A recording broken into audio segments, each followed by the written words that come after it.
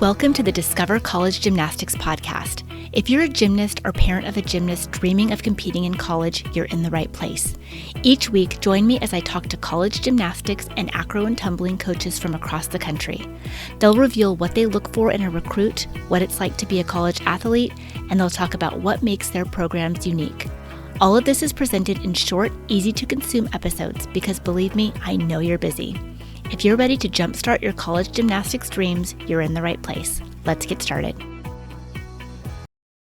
Today I'm speaking with head gymnastics coach Emily Barrett Payne of Simpson College in Indianola, Iowa. I love talking to Coach Payne. She is very soft-spoken and she is a self-described quieter coach. However, that has not stopped her from taking her gymnastics program that's only 3 years old and doing huge things with it. We talk about her preferred method of contact if you want to get recruited and why she says she likes communication early and often. We talk about her on the mat skills that she thinks are important and also her off the mat skills.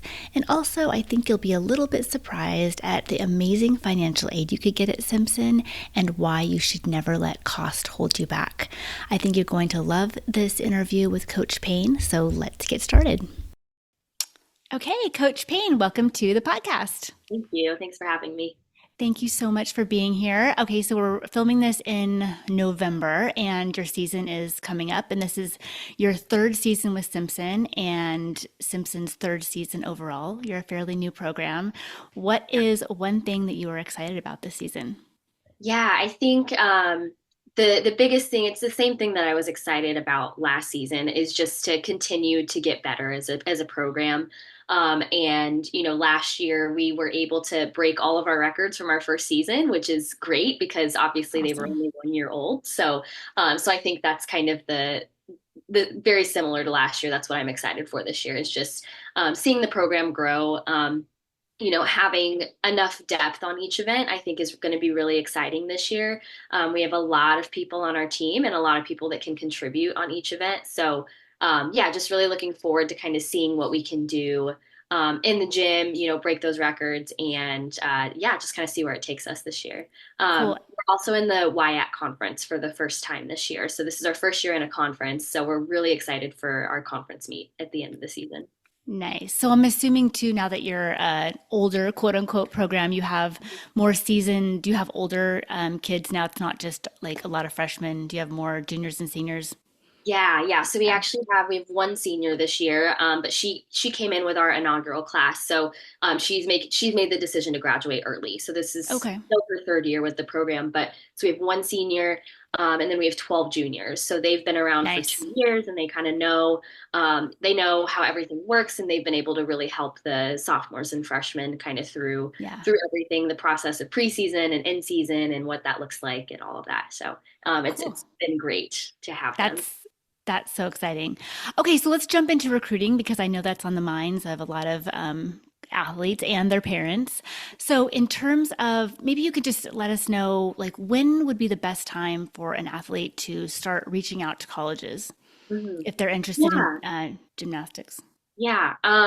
So it kind of depends honestly on the athlete's skill level and kind of where they're at with everything. But honestly, the earlier the better. I would say, if it's too early, like you're at least for us at Simpson and kind of for Division 3 in general, if it's you're a freshman in high school or even maybe a sophomore, we might put it in a folder for later. Yeah. We're not looking at 2027s and 2028s right now, but Okay. um, honestly as early as they're able to. And the biggest thing for me, the thing that kind of gets my attention is those direct emails. So Okay. if someone's filling out a questionnaire, we do ask our recruits to fill out our questionnaire just because it helps us later on in the process. Yeah. But if someone's just filling out our questionnaire, I'm likely to miss it.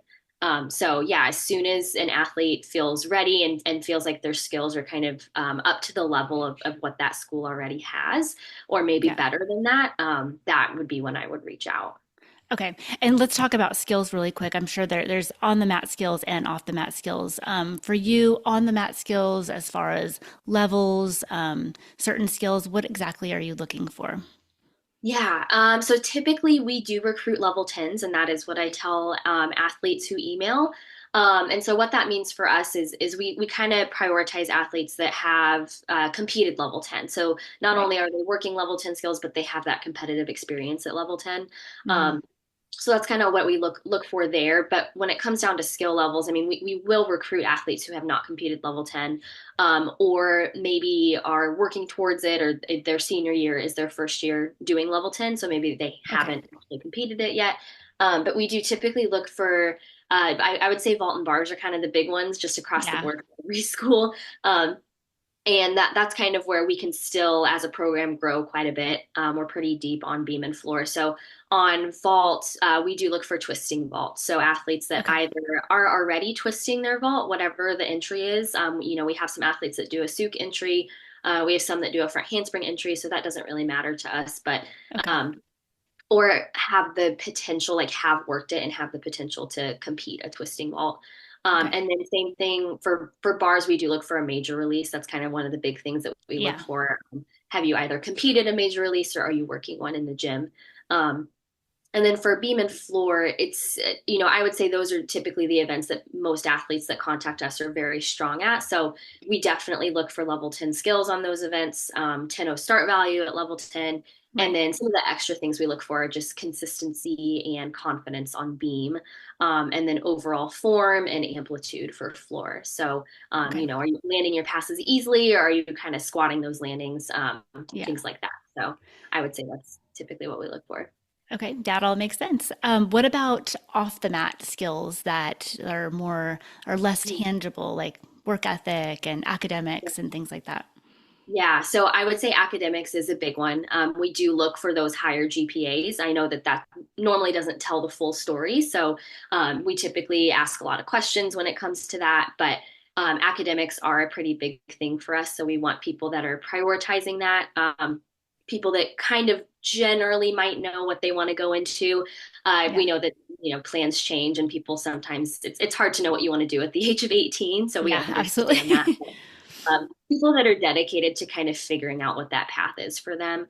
I think that's a big thing that we look for. And then characteristics, we do look for high work ethic. So people that we know are going to come into the gym and work hard. People that don't necessarily need for us to be there holding their hand every step of the Right. way. We want people that are able to be independent and self-sufficient. And then we look for really good team players because I know that that's a really big switch from club to college is competing pretty much only for yourself in club and then switching and having to Right. kind of have that team first mindset. That Or is not something being able, they might not compete. They're they're exactly. used to competing at every meet and then they might have to sit for, Exactly. yeah. Yeah, and I would say that's something that can be really hard for a lot of athletes to kind of grasp. So we look for people that kind of have an understanding of that or are at least excited about that possibility of kind of being part of a team and having teammates to lean on and yeah, that are just ready and willing to contribute to that environment. So yeah. Yeah, I think the work ethic and the being, just like confident and independent are skills that most level 10, level 9 gymnasts I've seen, they all possess, just being in the Mhm. gym so many hours and having to balance the schoolwork and the gym and everything. Exactly. Um, let's go back a little bit. You talked about how you love the emails, direct emails from Mhm. a recruit. Do you Yeah. have, is there anything else that could make a gymnast stand out to you? Yeah, I think honestly, the big thing that helps us is just that frequent communication. I think that that's something that definitely stands out because we do place a high priority on that with our athletes on the team. So, we expect them to be communicating with us early and often, just kind of about, basically anything. So, Yeah, we look for that in our recruits too. We look for athletes that are going to communicate quickly with us, that are going to continue to, show their interest by sending us videos, whether it's through email or text. We do really right. look for that.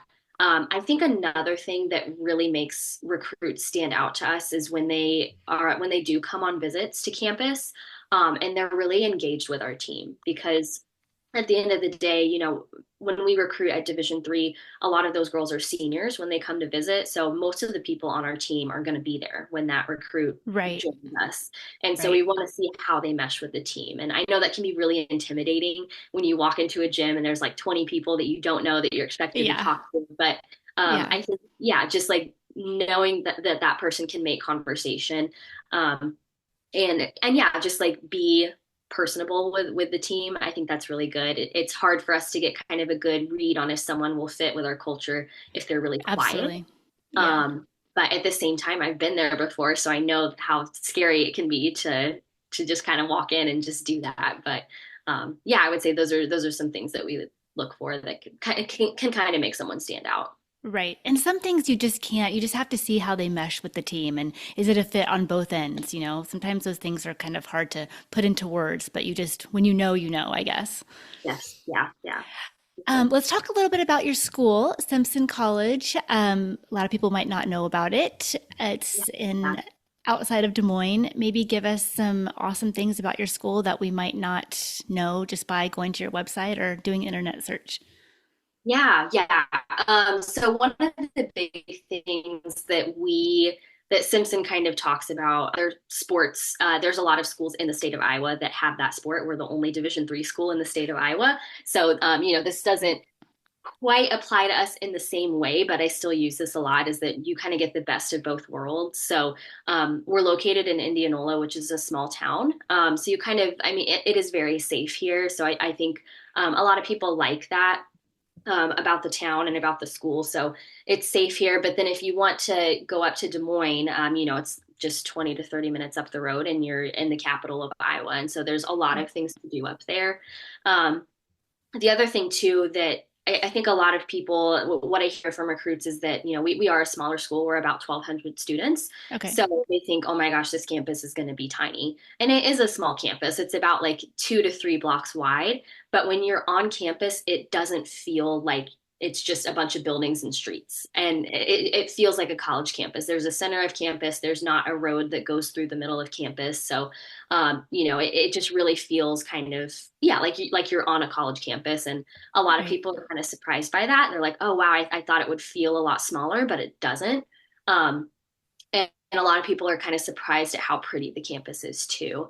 I Um, did a Google search on it. It is gorgeous. I saw one of the fall yeah, pictures and it was stunning. yeah, yeah, it's beautiful. So I would say those are kind of the two biggest things that people are kind of surprised by. They think, oh, small Division 3 school in the middle of Iowa, like that it's just going to be like, one block of school and then nothing else. And I'm like, no, that's Yeah. not how it Yeah. is. That's So awesome. so that's kind of where we're located, and yeah, I would say that's kind of the biggest thing that Cool. people are kind of surprised by, I would say. Cool. So, during the season, can you just give us an idea of like the schedule that your athletes go through as far as meets, practice, weightlifting, classes, kind of like just the Yeah. general cadence of a week? Yeah, absolutely. So it does depend on the time of year. So preseason versus in season. Preseason is a little bit more routine. It kind of looks the same every single week.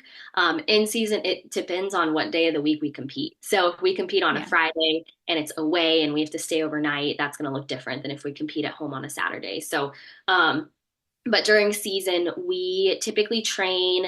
It really, again, depends on the meet, but I would say 3 to 4 days a week.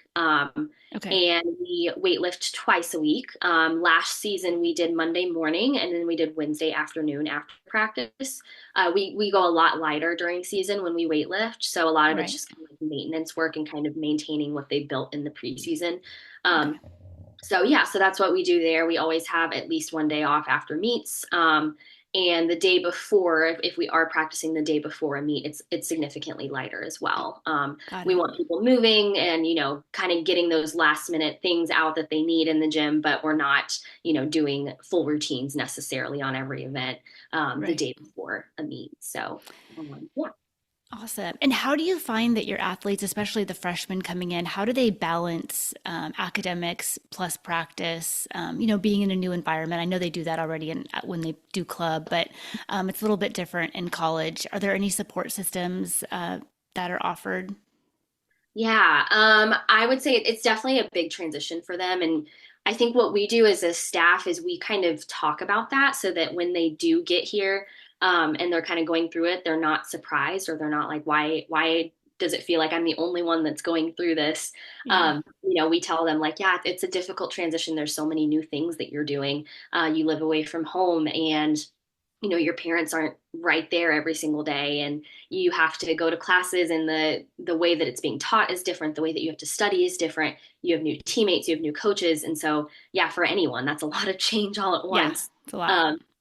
So yeah, so we just kind of talk about that with them ahead of time, and then yeah, I think the biggest thing that we do as a coaching staff is we also meet with our freshmen once a week in the preseason just to kind of get to know them better and hopefully open the door to let them feel more comfortable coming to talk to us and communicating with us. So we do that, and then when it comes to like studying and things like that, we do study hall for all of our freshmen that first semester, which kind of helps them, gives them a dedicated time to sit down and study. Yeah. And yeah, so then they just kind of know like what works for them and things like that.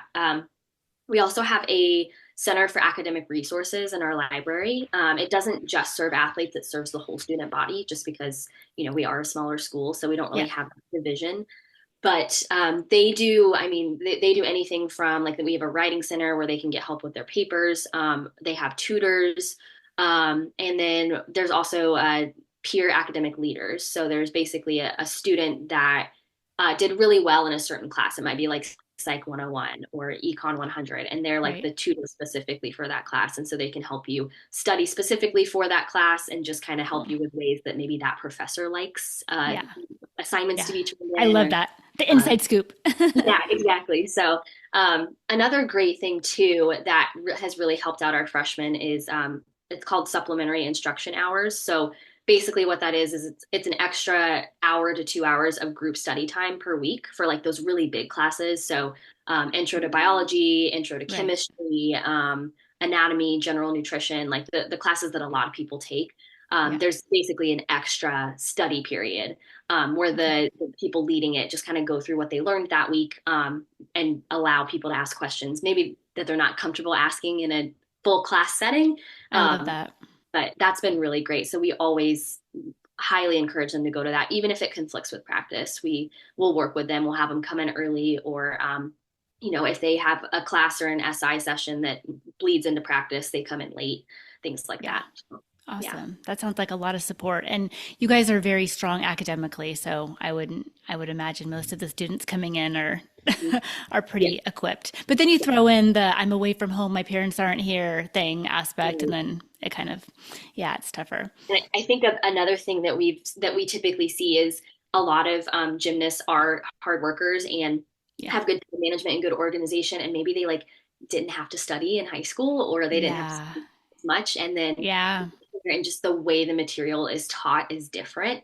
And so I think that's a big transition too, is like they have to study almost every single day, like as they're learning the Yes. material. They can't wait till the day before. Right. Sometimes they learn during that first test that they take, or other times, they kind of know right off the bat. And so they kind of do that right away. But Yeah. um, Learn by failing, I guess. yeah, yeah, sometimes that's what we need as humans. So Yeah, exactly. So, small college, private school. So, I know you guys aren't cheap. So, let's talk about financial aid a little bit. And you don't have to give me hard, fast numbers, but I know a lot of parents are interested in that. What kind of, I know D3 doesn't offer athletic scholarships, but what kind of financial aid help can a student expect to get at Simpson? yeah, that's a really good question. I think a lot of people, a lot of people know that we have academic scholarships, but I also think a lot of people kind of see that tuition price on our website and they're like, nope, we can't do that. And so Sticker that's, price, sticker shock. yeah, that's kind of another thing that I think people might turn away from us because of that. But every single Simpson student is on some form of financial aid. So nobody is paying full tuition price here. Which might sound kind of counterintuitive. Well, why is that tuition price online? But Yeah. it's just because of the type of merit scholarships that we offer. So Yeah. it's based on your GPA when you apply to Simpson. So when you apply to Simpson, you obviously have to put in your unofficial transcript, GPA, things like that. And then as soon as you've done that and filled out your FAFSA and coded it to Simpson, then they can get to work at putting together that financial aid offer. Okay. And if you have, I believe it's from a 3.75 to a 4.0, you're going to get roughly $35,000 of scholarship aid per year, which cuts the tuition down at, I think, more than in half, More actually. I than think half. Yeah. 60%. So that's definitely helpful as well. So I think that's kind of the big thing there, and it is a sliding scale. So even if you have below a 3.75, sorry, my cat's in the background. So cute. Even if you have below a 3.75, you'll still get scholarship aid. It just drops by about $2,000 per tier. So that's really nice. Okay. All of our athletes, our junior class, they have gotten that same amount of scholarship aid per year. So that's not just freshman year. I believe you have to keep a GPA of a 2.25, but as long as you do that, then you keep that aid for all 4 years. It just Very good. so yeah, Awesome. it's And if definitely all of that scholarship money can be stacked on top of the other FAFSA money, like if they qualify for a grant or like work study or whatnot. correct. Cool. Yeah. Okay, so let's talk just a little bit about your coaching style as we wrap up. So, what would you say would be your overall coaching style, and what kind of culture are you trying to build on your Mhm. team? Yeah, so coaching style, I would say uh, the biggest thing for me that we talk about with recruits is that there's more to life than gymnastics. And so the big thing with that is just that we want to help grow well-rounded people from freshman year to senior year. We want to see them grow and mature, whether that's in the gym or outside of the gym, or as a teammate or as a student. We've seen a few of those the past few years, which has been awesome to see. I love Um, that. so I think that's really one of the big things. We do care a lot about mental health as well. So we allow our athletes like 2 mental health days during the semester, and so basically it's kind of like a no questions asked situation. They just say, hey, you know what, I need a mental health day, and we're like, okay, that's fine.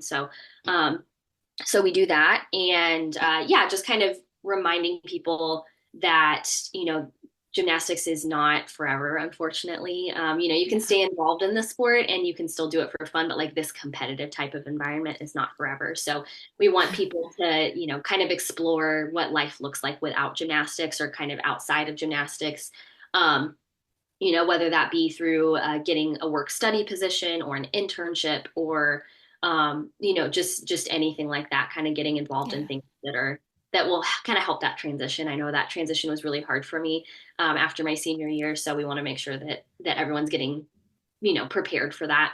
um, at the same time, me and my assistant coach were very competitive people. So I know that, right now we know that we are a newer program, but I believe we finished last in the NCAA our first year, and then second to last year. So we did Yes.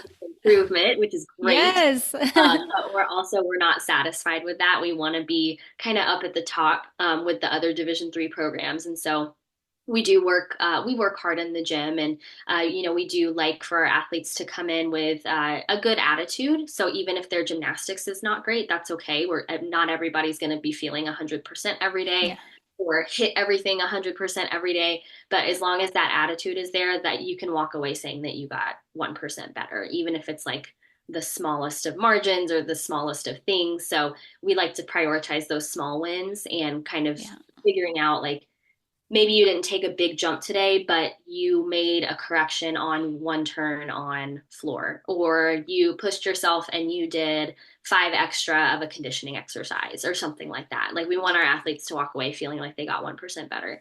Um, I so mean, we have to kind of, so much of gymnastics is the little things, right? Just getting that 1% better, and which could, yeah. yeah.